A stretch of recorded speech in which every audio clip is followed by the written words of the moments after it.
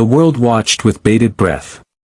From New York to Alberta, from quiet towns in Georgia to retirement flats in Manchester, millions were tuned in to the live broadcast coming straight from Vatican City. Not for a Christmas Massachusetts. Not for a coronation or a papal apology.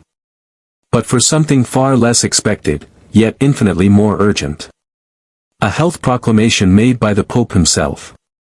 And not just any health statement, but one addressed directly to seniors over the age of 60, warning them of a danger hidden not in prophecy, but in the bloodstream. The room was magnificent, vaulted ceilings, carved marble, and golden trim that caught the morning light. But beneath the grandeur, there was an unmistakable weight in the air. A tension that came not from spectacle, but from what was about to be revealed. At the center of the room sat Pope Leo XIV, framed by the soft glow of stained glass and the sharpened glare of news cameras. He was calm. Dignified.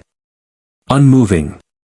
His eyes carried the peace of age, but also the urgency of one who had seen too much suffering go unspoken. Just a few seats down, microphone poised and pen at the ready, sat Marcus Hale, a name known well in British and American media circles. He was a journalist famed for his surgical questions and relentless ability to dismantle the powerful. Parliament members, bishops, corporate executives, he had out-talked them all. And now, he was seated before the spiritual leader of over 1 billion souls. The moderator barely finished his sentence before Marcus leaned in. "Your Holiness," he began, his voice smooth but laced with challenge, "are we to believe that the Vatican is now handing out medical advice?" A hushed ripple passed through the crowd. Marcus didn't blink. He continued. "Telling people over 60 to begin taking 3 specific vitamins.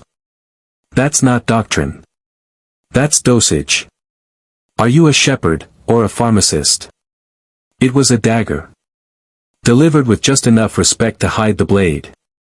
The cameras turned. The audience stiffened. The Vatican guards by the door did not flinch, but their eyes narrowed. And yet, Pope Leo XIV did not respond with offense. He didn't raise a hand. He didn't search for a verse. He simply reached for the folder in front of him. It was thin. Unassuming. The color of worn parchment. But when he opened it, the room began to shift. You could feel it. Not from anything dramatic. There was no thunderclap. No choral echo. Just the soft, deliberate movement of an old man who had something dangerous to say, because it was true. "This," Pope Leo said, holding up the first page, "is a longitudinal study conducted by an independent research body in Canada, the United States, and the UK. His voice was quiet. Measured. It confirms what we've seen quietly unfolding for decades. 3 common deficiencies. 3. That are leaving our elders, your parents, your grandparents, sitting in silence, afraid to stand, afraid to fall." He turned the page. Vitamin D3. Vitamin B12. And magnesium. Gasps didn't erupt. But something else did. Stillness. A deep, involuntary stillness in the audience, as if some part of every viewer, from Massachusetts to British Columbia, had suddenly remembered someone they loved, who had stopped walking without explanation. The Pope continued. "I have prayed over legs that will not rise. I have anointed spines that once stood tall. And I have asked God again and again, why do they fall before their time?" He looked down at the folder. Then back to the crowd. "I no longer believe it's always God's will. Sometimes, it's simply what we failed to give them." A long silence followed. Marcus Hale's pen hovered, uncertain. And then Pope Leo turned toward the camera. His eyes, aged but unswerving, locked onto the lens. "Before we go further," he said softly, "I want to know something." He paused. "Where are you watching from? Not just your city, but your stage of life. Are you still walking strong? Or are you, quietly, secretly, beginning to struggle?" He folded his hands. What you're about to hear could restore what you thought was permanently lost. Or, it might help you save the one who raised you. The light flickered. The camera tightened. Somewhere in Ohio, a daughter leaned closer to her screen. Somewhere in Yorkshire, a man sat forward in his recliner. And somewhere in Toronto, a retired nurse whispered the words, "He's right." But in the room itself, no one moved. Not even Marcus Hale. The air had changed. Not by power, but by truth. The stillness inside the Vatican hall was almost sacred now, not because of incense or hymnals, but because of tension. Tension born not from controversy, but from clarity. The kind that settles into a room when truth, long ignored, is spoken aloud with calm authority. And at the heart of it stood the unlikely source of this global tremor, a man who had spent much of his life not in chapels, but in laboratories. Pope Leo XIV was no ordinary pontiff. Decades before his white robes and papal ring, he was a biochemist working quietly in Milan, publishing peer-reviewed studies on nutrient absorption and bone deterioration in aging populations. He understood not just prayer, but plasma.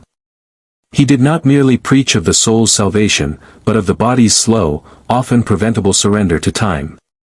His sermons came from two books, Scripture and Science. He had seen too many elderly people come into clinics, not seeking healing, but explanation. Their legs trembled. Their balance vanished. Their independence quietly dissolved into a sequence of avoidable losses, falling in the shower, refusing the stairs, being told they needed assistance to stand. And behind their eyes, he often saw shame. The silent kind. The kind that said, "I used to be stronger." Even as he rose through the ranks of the church, he carried with him this truth, that strength is not just spiritual. That muscle matters. That bones, like beliefs, must be fortified. And so when he became pope, he brought that conviction into the center of power. Not to replace doctrine, but to illuminate it. Because in his theology, the body was not a trap to be escaped, but a temple to be protected. Across from him, however, sat a man who did not believe in temples, only in institutions. Marcus Hale, the journalist now seated in dignified defiance, was revered for one thing, disruption. In both the UK and American media circuits, he was known as a disassembler of myths, a puncturer of grand illusions. He was clever, eloquent, and fearless. But his genius came wrapped in something sharper than intelligence, cynicism. He had been sent by one of the top global broadcasting networks to cover the summit. But he hadn't come to report. He had come to confront. And now, with the Pope's declaration echoing around the world, that 3 simple vitamins could determine whether a 70-year-old could continue walking unaided, Marcus saw his opportunity. To him, this was manipulation. An attempt to spiritualize supplements. To fuse divine reverence with over-the-counter pills. And worse, it was coming from a man who wielded massive moral influence across continents. The Global Health and Spirituality Summit had not expected a confrontation. It was meant to be ceremonial. Discussions, yes. Collaboration, of course. But a challenge between religious authority and secular skepticism on live international television? That was not part of the schedule. And yet, that is what was unfolding now. The stakes were no longer just theological, they were personal. Because at the heart of the Pope's declaration was a very real, very measurable crisis, mobility loss in seniors over 60. Every year, across the US, the UK, and Canada, hundreds of thousands of older adults suffer falls. Not due to sudden illness or rare disease, but due to long-term, silent deficiencies. Deficiencies that begin in the bloodstream and end in broken hips, lost confidence, and permanent loss of independence. And for many, the slide begins so slowly they don't even notice it, until it's too late. The Pope's statement had not been a metaphor. It had been a call to action, identify the deficiencies, supplement correctly, and restore what most believe is gone forever, strength. The document he unveiled wasn't a Vatican white paper. It was a global collaborative study conducted by teams across Harvard, the University of Toronto, and King's College London. And its findings were as urgent as they were universal: vitamin D3 for bone density, vitamin B12 for nerve function, magnesium for muscle stability and energy. The Pope was not asking for blind faith. He was demanding informed stewardship. And the timing couldn't be more critical. As the baby boomer generation moved deeper into their 70s and 80s, the world was entering an era where the elderly population would soon outnumber the young. The question wasn't whether the church should speak on health, it was whether anyone else was speaking loudly enough. And so Marcus Hale did what he did best: he turned the moment into a battlefield. He challenged the Pope not just on science, but on motive. Implying that this message, however dressed in virtue, was another form of influence, a persuasive blend of piety and health marketing designed to stir emotion and drive submission. But as he spoke, the camera panned across the audience. There was no applause. No amusement. Only memory. Behind every face was a silent reel playing: a grandmother's limp, a father's cane, a mother's silent refusal to go out in winter because of those stairs. Everyone in the room, and everyone watching at home, had seen the consequences of letting age erode mobility unchecked. And now, here was someone saying, not with hype, but with evidence, that it didn't have to be that way. This wasn't just a message. It was a mirror. One held up to every household where strength had quietly left and nobody knew why. The Pope stood not as a salesman, but as a sentinel, guarding the last remaining years of dignity for millions. And Marcus, for all his sharpness, found himself up against something he wasn't prepared for: a truth that wasn't political. A truth that felt moral. And as the seconds ticked by, it became clear: this conversation would no longer be about whether it was appropriate for a pope to speak on vitamins. It would be about whether the rest of us had waited too long to listen. If you've made it this far and your mind hasn't drifted once to the face of someone you love, someone who used to walk strong but now sits longer, stands slower, avoids movement altogether, then maybe you've forgotten what love looks like in aging skin. Subscribe to Circle of God's Glory now. Not because you agree with every word, but because you care enough to learn what you've never been told. And if you still don't think it matters, explain yourself in the comments. Let the world see what you value. The silence that followed the Pope's direct question, "Where are you watching from?" lingered longer than expected.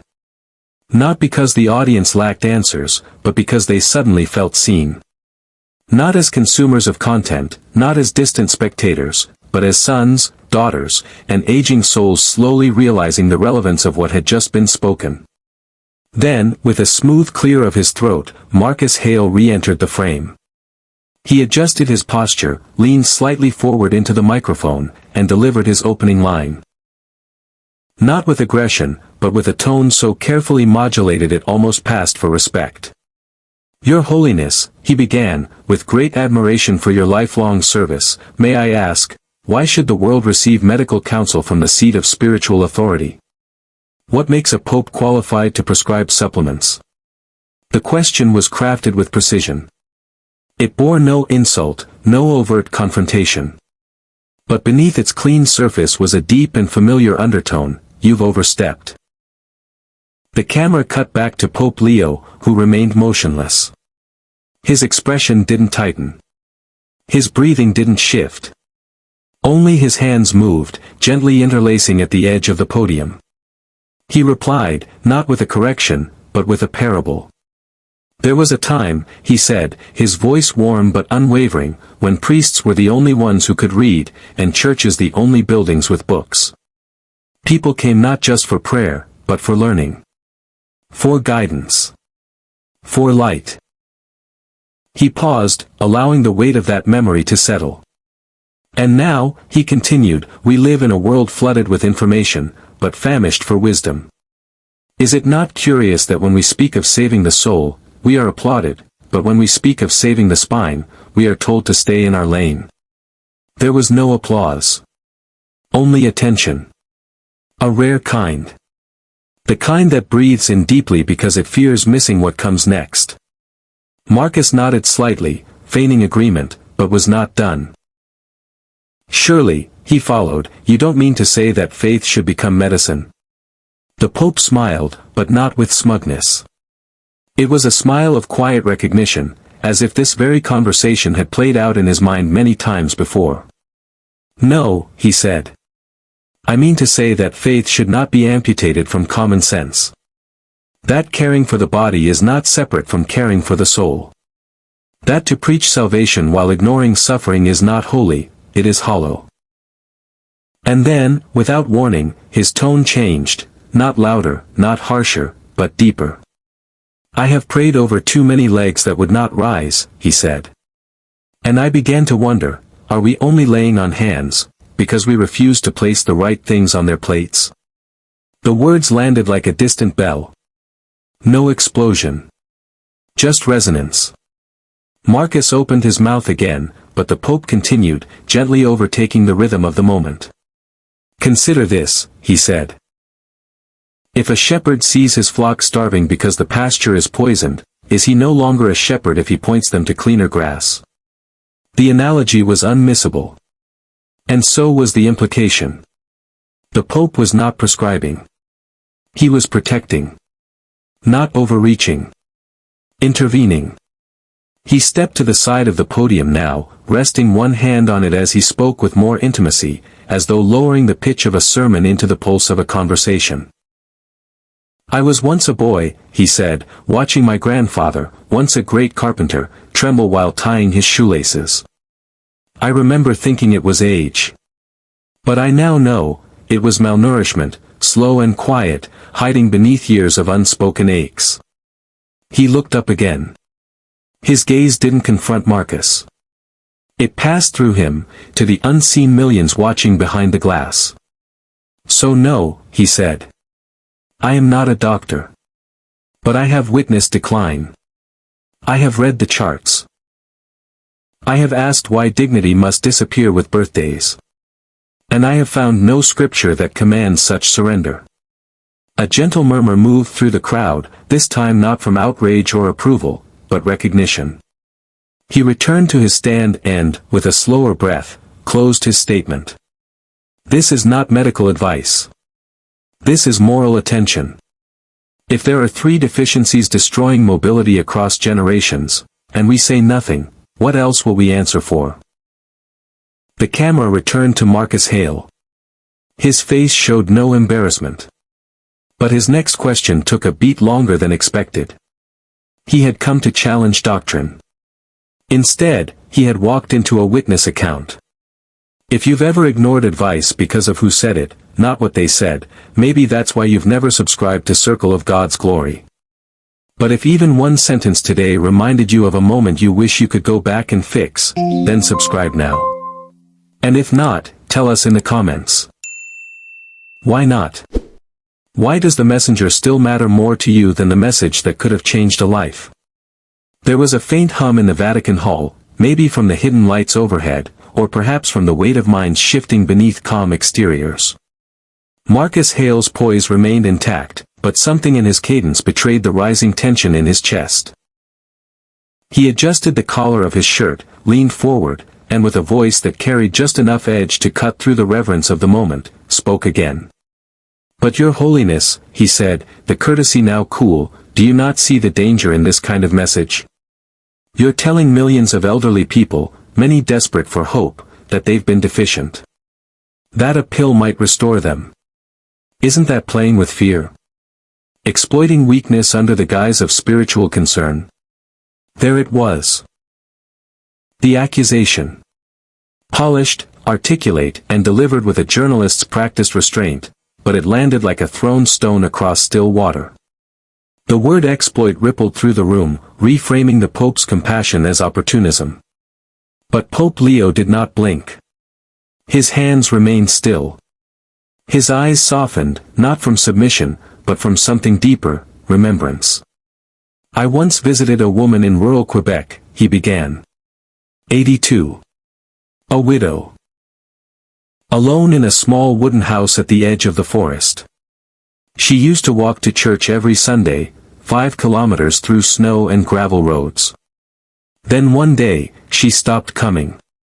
His voice thinned with emotion, but did not break. When I asked why, she looked down at her feet. They weren't swollen. They weren't broken. But they no longer felt like hers. Her steps had become uncertain. Her balance, unreliable. She said, "I'm not afraid of God. I'm afraid of falling before I get to Him." He paused, letting the words breathe. No one in the room dared to fill the silence. Pope Leo turned back to Marcus. "Tell me," he said gently, "is it exploitation to tell that woman that a small change in her nutrition might have restored her confidence? Her strength? Her ability to worship not from her bed, but on her feet?" He didn't wait for an answer. He already knew it. He stepped slightly to the side and looked out across the audience.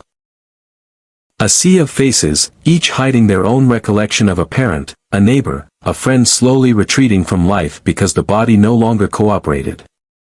I have sat with veterans who fought wars in their 20s and struggle now to lift themselves from chairs in their 70s. I've heard their pride dissolve into shame. I've heard them say, "I don't want to be a burden." And too often, we reply with sympathy instead of solutions. He lifted the folder once more, but did not open it. "I do not offer miracles in bottles. I offer facts. And facts, when ignored, become a kind of cruelty." Then, with a slow and deliberate breath, he spoke the words that had become the anchor of his campaign: dignity doesn't retire. Not at 60. Not at 75. Not at 92. It is not a concept we bestow upon the young and strip from the old. It is the moral oxygen of being alive. He walked back to the lectern and rested his palms on either side, steady as stone. There are 3 deficiencies: common, correctable, and catastrophically underestimated. 3. And they are draining the legs of our elders faster than time itself. I will name them in due time. But what matters first, is whether we believe they are still worth strengthening. There it was again. Not politics. Not pharmacology. But honor. Across the hall, you could feel it shift, a room full of journalists, health officials, theologians, and skeptics slowly becoming listeners. Some were hearing the message as strategy. Others as salvation. But all were hearing it now. And Marcus Hale? He didn't speak. He couldn't, not yet. He had raised the question of fear. But the Pope had offered not fear, only a mirror. One that showed the difference between weakness and neglect. Between growing old and being abandoned. If you think this message is only for old people, you've already forgotten the face of the one who raised you. You've forgotten who held your hands when you first learned to walk. You've forgotten who went without so you could grow strong. Subscribe now to Circle of God's Glory, not because you're afraid of aging, but because you're wise enough to honor those who already have. And if you still won't, step into the comments and tell us, why is your ego more important than someone's mobility? Marcus Hale shifted in his chair, his silence now a calculated pause. The Pope's words had landed. Not just on him, but on the room. And far beyond it, into households where aging parents sat quietly watching, where adult children wondered how long until the same weakness found them too. But Marcus was not one to concede. He leaned forward again, narrowed his gaze, and spoke with the tone of a man ready to cut through sentiment. "With respect, Your Holiness," he said, drawing out the pause as if to grant his statement gravitas, "you've turned this platform, this pulpit, into something else entirely. You're not just preaching care anymore. You're prescribing consumption. Vitamins? Supplements? This sounds less like a call to compassion, and more like a sales pitch. Are you a shepherd, or a product pusher?" The room recoiled, not in sound, but in spirit. There it was. The moment when a critic stops questioning ideas and starts attacking character. The insult wasn't shouted. It was whispered with precision. But its echo rang loud across the chamber, and likely louder still across the screens of those watching around the world. The Pope did not reply immediately. He didn't need to. Instead, he reached inside the folder once again and pulled out something that wasn't a study or a statement. It was a photograph, grainy, black and white, worn at the corners. He lifted it slowly, then looked out into the room. This man, he began, was named Armand. He lived in Detroit. He was a grandfather. A Korean War veteran.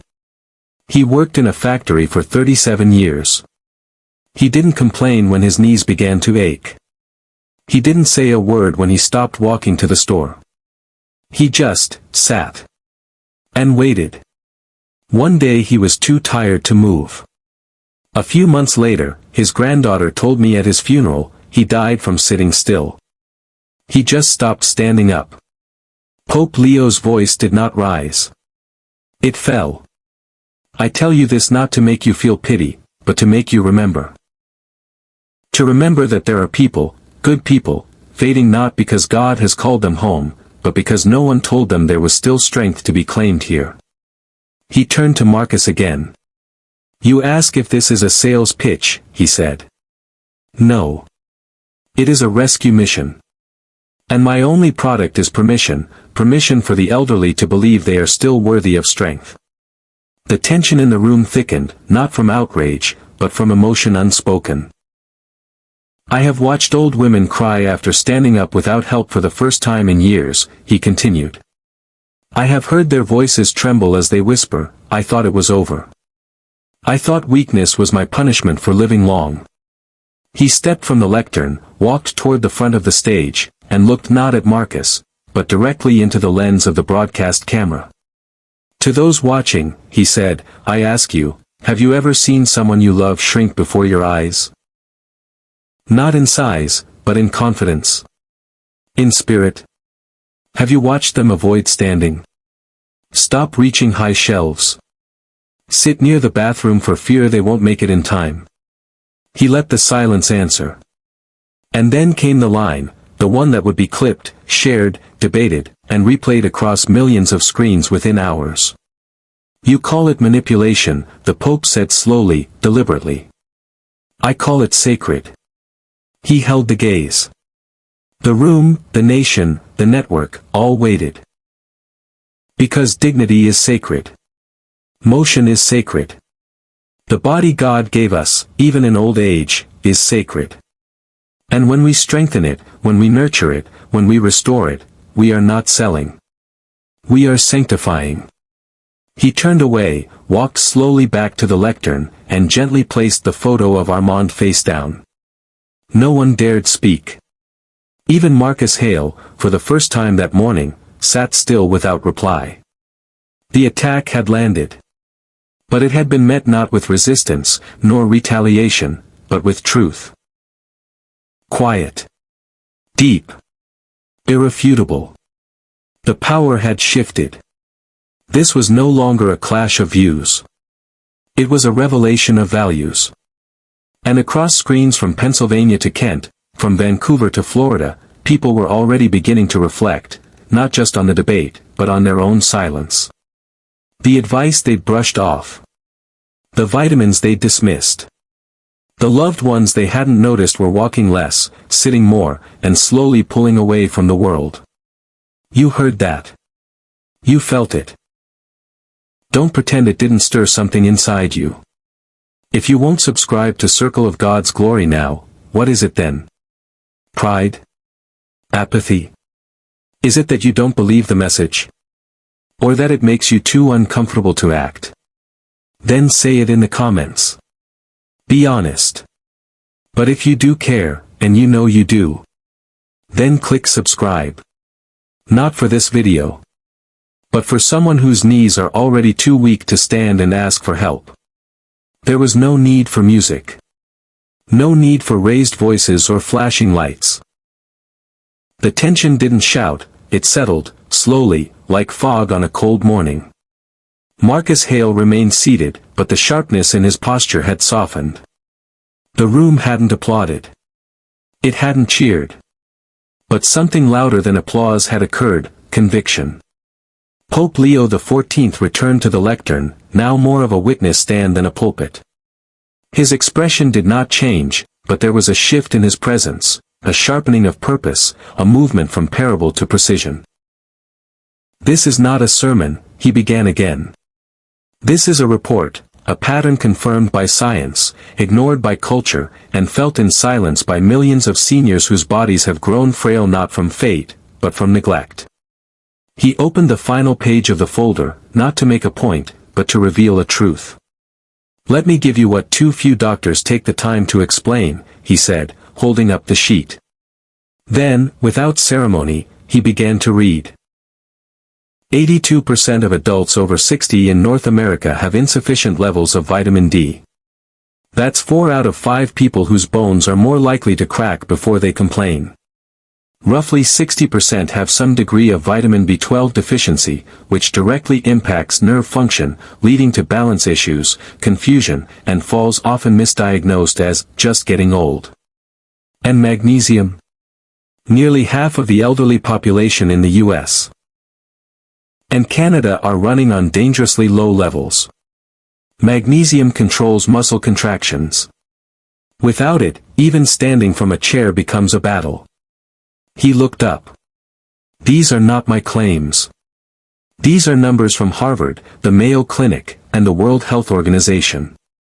Then he stepped away from the lectern again, not with drama, but with a depth that pulled the room's silence even tighter. "And yet, millions go untreated. Why?" He paced now, slowly, deliberately. "Because no one tells them. Because once people pass 70, we stop looking for solutions and start offering sympathies." He turned toward Marcus.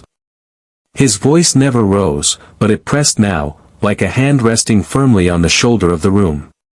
"And I ask you directly, Mr. Hale," he said, eyes locked, "why does helping the weak offend you?" The question was not rhetorical. It was surgical. Not just to Marcus, but to the viewer. To the child who rolled their eyes when their mother asked for help up the stairs. To the adult who dismissed their father's limp as just age. To the family that ignored bottles of unfilled prescriptions, untouched supplements, unopened recommendations. Why does helping the weak offend you? No one moved. No one coughed. Even the camera operators stopped fidgeting. It was as if the room itself had decided to stop breathing, afraid that any sound might break the sacredness of the moment. Then Pope Leo continued, softer now, like the voice of someone grieving quietly but firmly.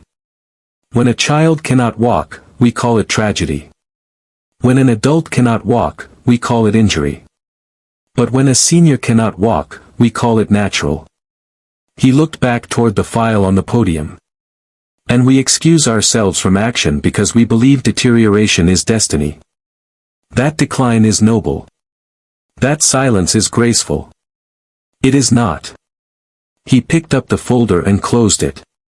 "It is abandonment."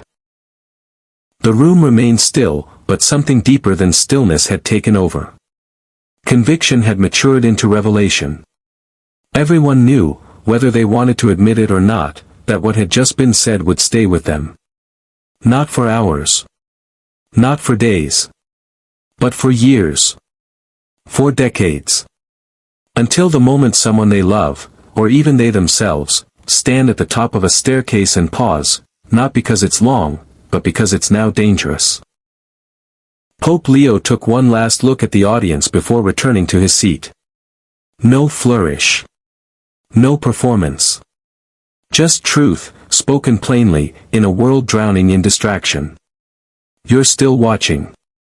Which means something inside you recognizes this message as truth. So stop pretending you're unsure. Subscribe to Circle of God's Glory, not because you want content, but because you need clarity. And if you still won't, then go to the comments. Type it. Tell us, why isn't this enough for you?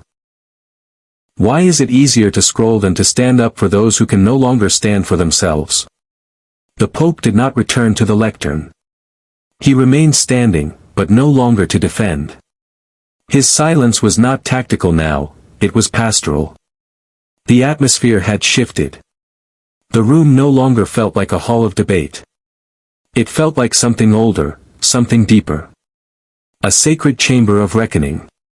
For the first time since the confrontation began, Pope Leo turned his full body toward the camera.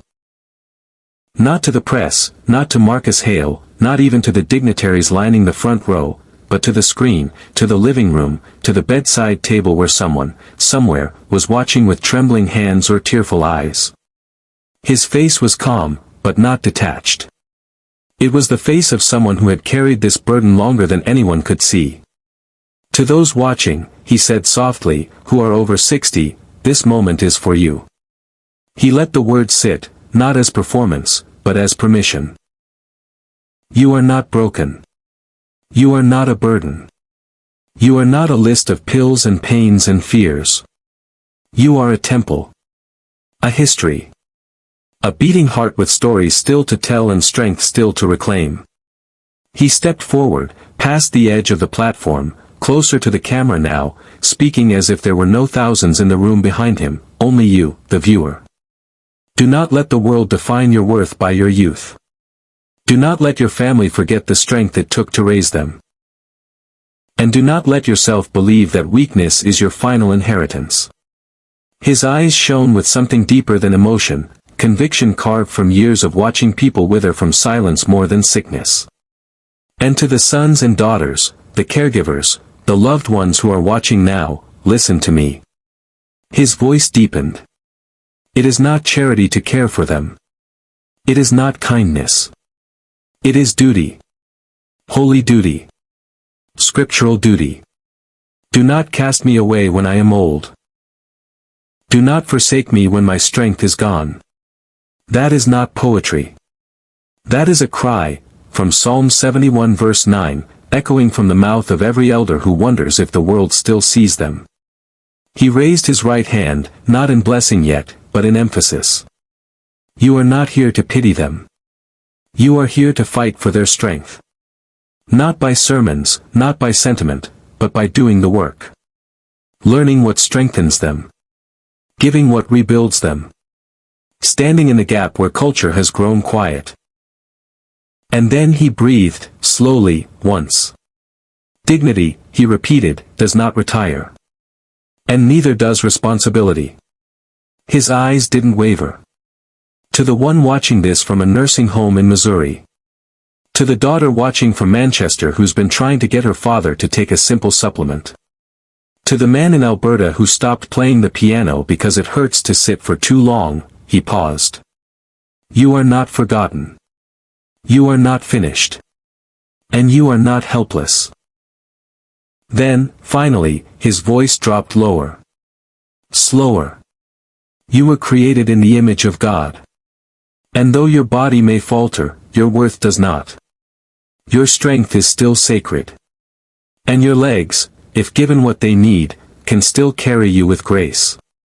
He lifted his head. So rise, if you can. And if you cannot rise yet, then prepare.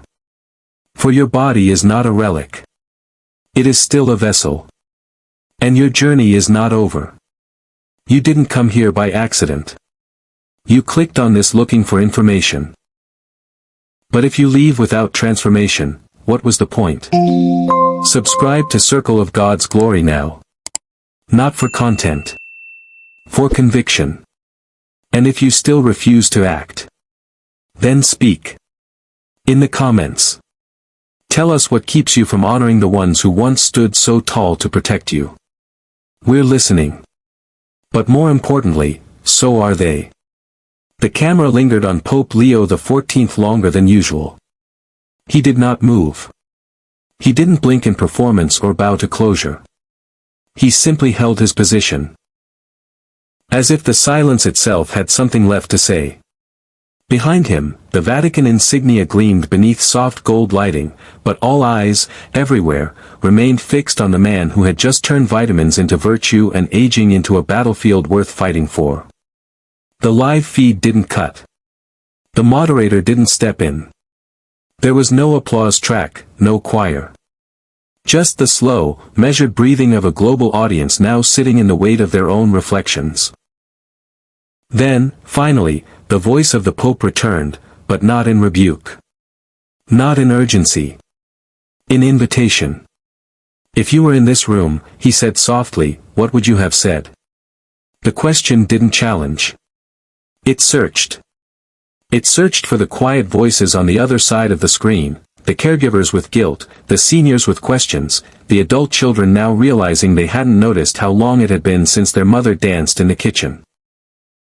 Or since their father walked without holding the wall. What would you have said, he repeated, if the face in front of you wasn't mine, but your own? The stillness returned, this time as clarity, not confrontation. This is not just about health, he continued. It's about remembrance. Of what we owe, and to whom. He gestured gently toward the camera, as if extending his hand beyond the lens to every home. Leave your thoughts in the comments. Not just opinions. Not just arguments. But memories. Confessions. Hopes. For the ones who once stood strong for you, and for those who still stand now, though no one sees them anymore. A quiet breath followed. Then, his final words, spoken like a soft benediction, may your steps be firm, your heart be soft, and your wisdom never fade. And with that, the camera began its slow fade. No music. No graphics. Just truth echoing in every corner of the heart still watching. We've done our part. The message has been delivered. The silence has been broken. The truth has been spoken in full. Now it's your turn. Subscribe to Circle of God's Glory, not because it helps us, but because it might help someone you love stand again. And if you won't? If that simple act still feels like too much? Then be honest. Go to the comments and tell the world why one click is harder than someone else's healing. Because silence, from here on out, is no longer ignorance. It's a choice.